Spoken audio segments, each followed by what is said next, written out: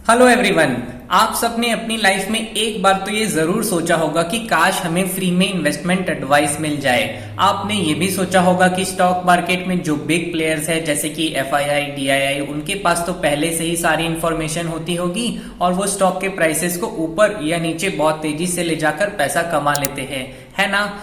तो आज मैं आपको मिलाना चाहता हूं ऐसे डीआईआई से जो आपको अपनी पोजीशन के बारे में रेगुलर अपडेट पहले से ही देता रहेगा। चलिए अब हमें कुछ कॉन्सेप्ट समझने पड़ेंगे। फर्स्ट कॉन्सेप्ट ये है कि हम सब है रिटेल इन्वेस्टर्स। हमारे पास individually 2500 to 5000 rupees monthly stock market में इन्वेस्ट करने के लिए हो सकता है। बट क्योंकि हमें नहीं पता कि किस स्टॉक में इन्वेस्ट करना अच्छा रहेगा, तो हम सब अपने रिस्क को कम करने के लिए किसी न किसी म्यूचुअल फंड हाउस के पास जाकर अपनी एसआईपी स्टार्ट कर देते हैं। बट फिर हमारे पास क्वेश्चन आता है कि रिलायबल म्यूचुअल फंड हाउस कौन सा है, कौन से म्यूचुअल फंड में इन्वेस्ट करना चाहिए जो ऑलवेज बेनिफिशियल रहता हो लॉन्ग टर्म में। तो इसका आंसर है बैंक के म्यूचुअल फंड। जी हाँ, जो बैंक्स म्यूचुअल फंड्स चलाता है वो ऑलवेज सेफ है और बेस्ट म्यूचुअल फंड्स है ब्लू चिप म्यूचुअल फंड्स। अब आप पूछेंगे क्यों बैंक के म्यूचुअल फंड्स सेफ और क्यों ब्लू चिप स्टॉक में एसआईपी सबसे अच्छी एसआईपी है। तो देखिए, फर्स्टली बैंक के पास अगर आप अपनी एसआईपी स्टार्ट करते हैं तो वो ज्यादा सिक्योर रहेगा compare to private mutual funds. Secondly, private mutual funds कभी ना कभी किसी स्टॉक के मैनिपुलेशन में भागीदार भी बन सकते हैं। इसका एटलीस्ट 1 to 5% चांस तो हो ही सकता है, लेकिन बैंक्स कभी भी किसी स्टॉक को मैनिपुलेट तो नहीं करेगा। Thirdly, private mutual fund house किसी 3 से 4 स्टॉक के लिए बायस्ड भी हो सकता है कि मुझे इन स्टॉक्स में ऑलवेज बाई करके चलना है। बट बैंक्स के mutual fund managers highly versatile है और वो अपने लॉस को कट करना जानते हैं। किसी स्टॉक में उन्हें लॉस हो रहा होगा तो वो इससे एग्जिट करके न्यू स्टॉक में एंट्री ले लेंगे।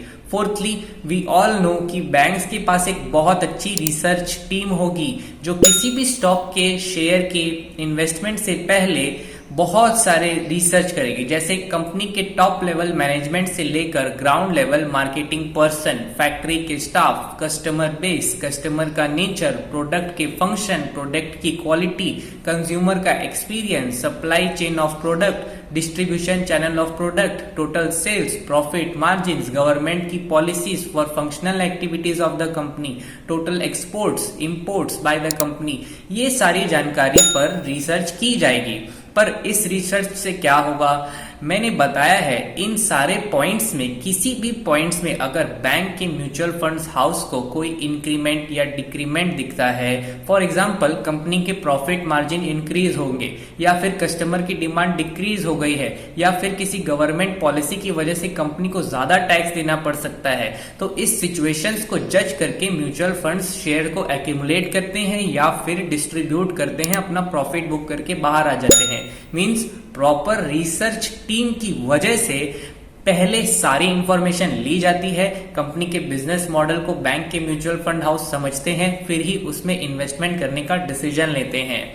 फिफ्थ पॉइंट ये भी है कि कौन से रिलायबल इंडियन बैंक्स है जो कि ऐसी अच्छी large cap blue chip companies में इन्वेस्ट करते हैं रिसर्च करने के बाद। तो ये बैंक्स है एक्सिस बैंक, जो कि axis bank blue chip growth equity mutual fund 35,702 crore के फंड को मैनेज करता है। नेक्स्ट है आईसीआईसीआई बैंक, इसका ICICI prudential blue chip fund 30,387 crore के फंड को मैनेज करता है। नेक्स्ट है Kotak bank blue chip mutual funds, जो कि 3,176 करोड़ के फंड्स को मैनेज करता है। नेक्स्ट है स्टेट बैंक ऑफ इंडिया, जो कि एक ब्लू चिप फंड चलाता है स्टेट बैंक ऑफ इंडिया के ही नाम से, जिसका टोटल वैल्यूएशन 31,933 करोड़ के फंड को मैनेज करना है। नेक्स्ट है कैनरा बैंक, कैनरा बैंक का Robeco blue chip mutual fund, जो कि 6,647 करोड़ के ब्लू चिप म्यूचुअल फंड को मैनेज करता है। बैंक ऑफ इंडिया, जिसका AXA blue chip mutual fund है और ये 133 करोड़ के फंड को मैनेज करता है। आपके पास में अगर जीरोधा का अकाउंट है तो आपको इन सारे बैंक्स की म्यूचुअल फंड्स की शेयर होल्डिंग पैटर्न की डिटेल्स डिस्क्रिप्शन बॉक्स में मिल जाएगी। नीचे दिए गए लिंक पे आप क्लिक करके भी देख सकते हैं। आपने सारे म्यूचुअल फंड्स की होल्डिंग देख ली होगी, बट हम इससे कैसे पता करें कि हमें किस स्टॉक में इन्वेस्ट करना चाहिए। तो चलिए हम अपने लिए एक रूल बनाते हैं कि जो stock in 6 mutual fund houses के पोर्टफोलियो में है उनको हम नोट डाउन करेंगे।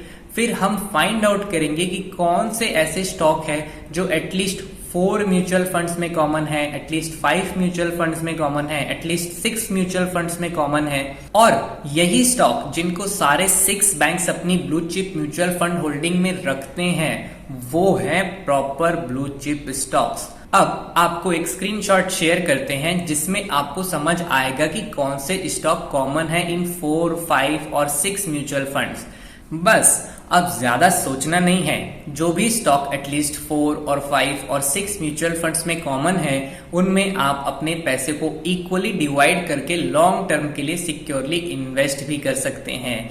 जैसे स्क्रीन पर दिखाया जा रहा है, stocks common in 4 mutual funds: Bajaj finance, Divi's lab, Gland Pharma, HCL Technologies, HDFC Life, ICICI Lombard, ITC, Jubilant Food, Tech Mahindra. Stocks common in 5 mutual funds: Cipla, Motherson Sumi, Maruti, Sun Pharma, TCS, Titan. Stocks common in 6 mutual funds: Avenue Supermart, Axis Bank, Bharti Airtel, HDFC Bank, HDFC Limited, Hindalco, ICICI Bank, Infosys, Kotak Mahindra Bank, L N T, Reliance, SBI, UltraTech, Cement. आपको every month track करते रहना है कि कोई mutual fund house ने आपके bye किए stock से कहीं एग्जिट तो नहीं किया। अगर ज्यादा म्यूचुअल फंड हाउस स्टॉक से एग्जिट करते हैं तो आप भी उसमें से एग्जिट हो जाइए और लॉन्ग टर्म में जो बचे हुए हैं उनमें पैसा लगा कर रखिए। अब आप बताइए कि आपने किस किस स्टॉक को होल्ड किया है। क्या वही स्टॉक्स हैं जो म्यूचुअल फंड बाय करके रखते हैं? इन्फॉर्मेशन पसंद आई हो तो हमारे चैनल को सब्सक्राइब करना मत भूलना। और हाँ, क्या आपने 90 डेज की 5th में से स्टार्ट होने वाली complete technical analysis course with everyday live market trading के लिए सीट बुक किया? अगर नहीं तो कॉल करें 9926677366। Thank you for watching.